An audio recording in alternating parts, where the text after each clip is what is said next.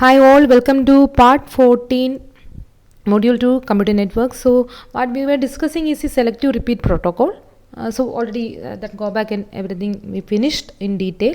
Now let's move on to the selective repeat protocol.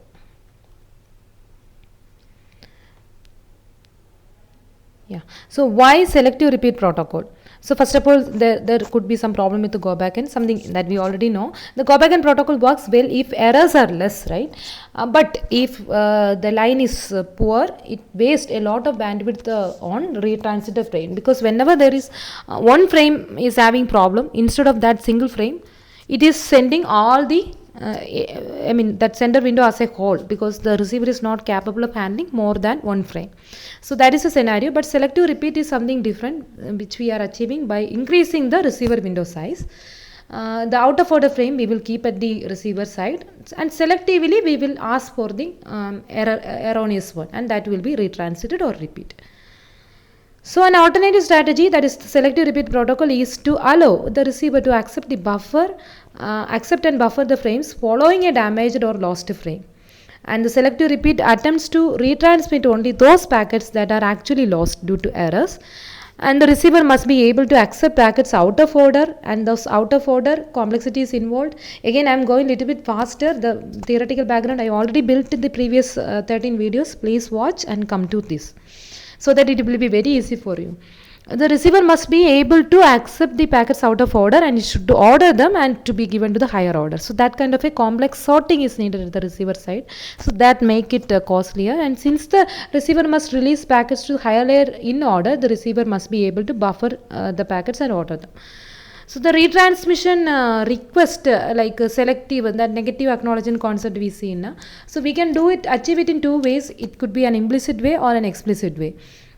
So implicit way means the receiver acknowledges every good packet. Positive acknowledgements only will be coming, and the packets that are acknowledged before the timeout are assumed to be lost or not. And there is no concept of negative. If you are forcefully sending a negative acknowledgement, that is the explicit concept. You are explicitly sending it. Implicit way, positive acknowledgement you will get, but if it is not coming till the timeout expires, the sender has to assume it is to be lost, and accordingly it has to retransit. Notice that this approach must be used to ensure that every packet is eventually received. Okay.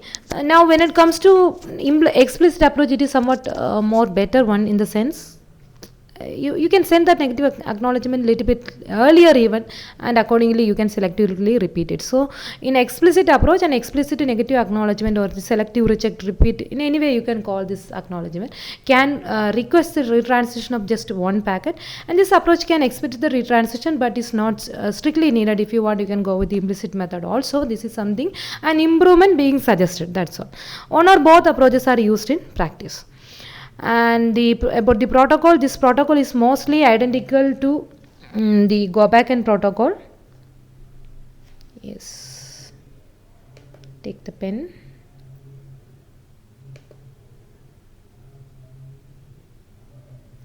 So somewhat similar to go backend. So the only difference here is about the receiver side, the buffers used particularly. Except that the buffers are used at the receiver and the sender. By default a single buffer is there, but now the size increased, right, for accommodating more packets. So that is the difference. The selective repeat protocol, SRP, or simply you can write like SR protocol, so more clear, works better when the link is very unreliable. So that is the power of the protocol. Even though the underlying setup is unreliable, the protocol is reliable enough, because you are expending more cost on it. So because in this case a retransition tends to happen more frequently, selectively retransition frames is more efficient than retransmitting all of them. So as the link is unreliable, the chances of retransition is very high. The frequently error will happen, and that time, instead of sending the window as a whole, selective retransition is definitely going to be a better solution. So it also requires full duplex link. So normally this both go back and this will work fine with full duplex link. And if you look at the window size, this is the normal case, because the receiver window size is equal to 1 in case of go backend. What about sender window size? Go backend, that end. But here there is no such a convention. You can make any value as a sender window size. So always make a receiver window size equal to sender window size. So why it is so? You have to make it more than 1, but till what value? You don't have to make it more than n actually. I mean, up maximum this n will come out of order. Out of n, one will be lost and remaining will come, and this selective rejection of this one lost packet, you can sort them and given to higher. So maximum you need this n only. I mean, if sender window size. So once you fix the sender window size, the same value you can make as a receiver window size for maximum performance. So the window size should always be less than or equal to the sequence number. Sequence number, that is general, right? So sequence number should be, so sequence number we already seen, like the sequence number, the number of sequence numbers required is greater than or equal to sender window plus receiver window. So the window size you have to make in such a way that it is less than that value. So all the things framework we already seen. So this is to avoid packets being recognized incorrectly. If the window size is greater than half the sequence number, okay, something, the same concept they are trying to say, just to go through it. Sender can retransmit the new packets as they are okay. Sender retransmit unacknowledged packets after the timeout or upon the negative acknowledgement. So either the timeout expires or when the negative acknowledgement comes. So this part they little bit confusing. Just go to this concept. Only this is being explained. The receiver acknowledges all the correct packets anyway. The receiver stores the correct packets until they can be delivered in order to the higher layer. Okay, in selective repeat protocol, the size of the sender and the receiver must at most 1/2 of 2 power m. I mean, something from the same formula, it is framed in a different way. The sequence number of different sequence number should be greater than or equal to sender window plus receiver window. Sequence number, the number of bits in the sequence number, if it is same, the number of distinct sequence numbers you can have will be 2 power m. So you are making this both the sender window and receiver window to be same.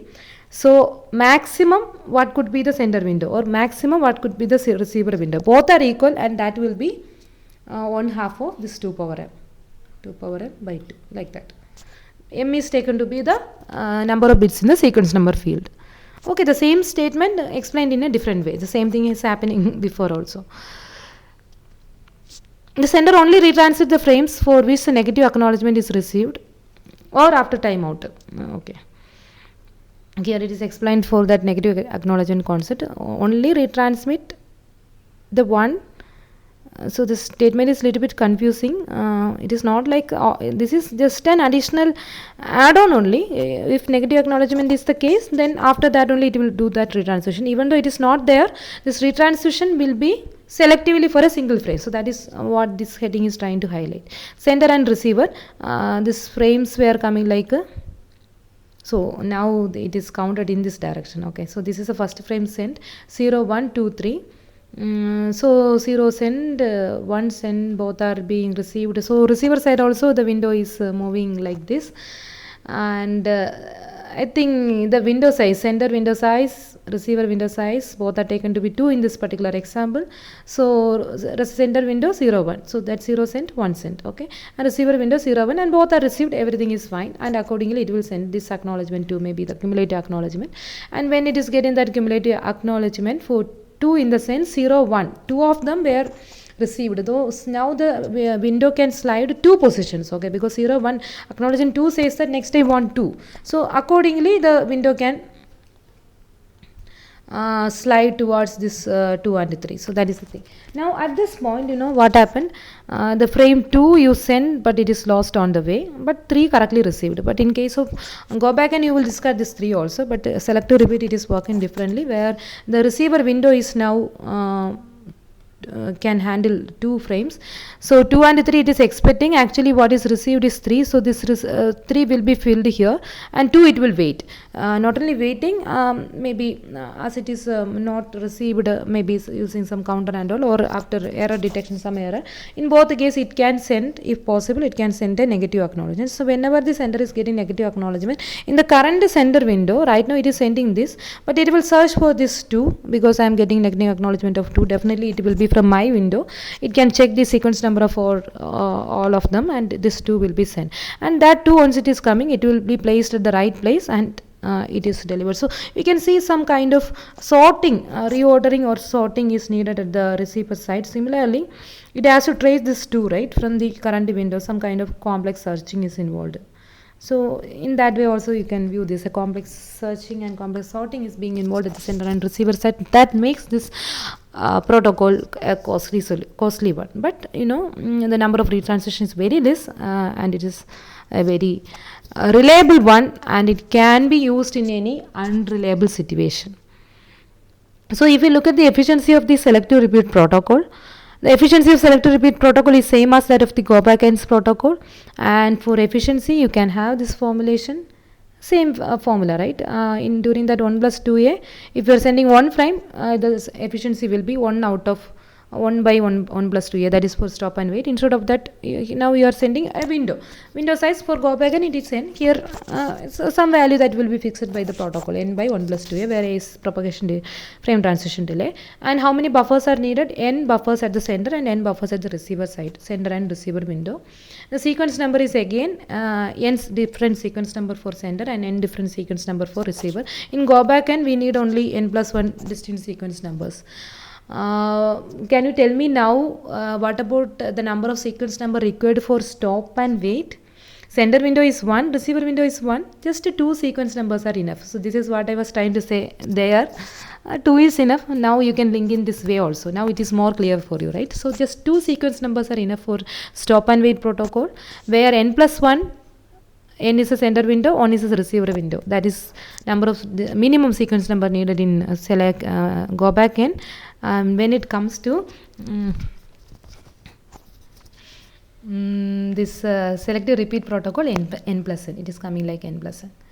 Yeah, sorry, that thank you is missing.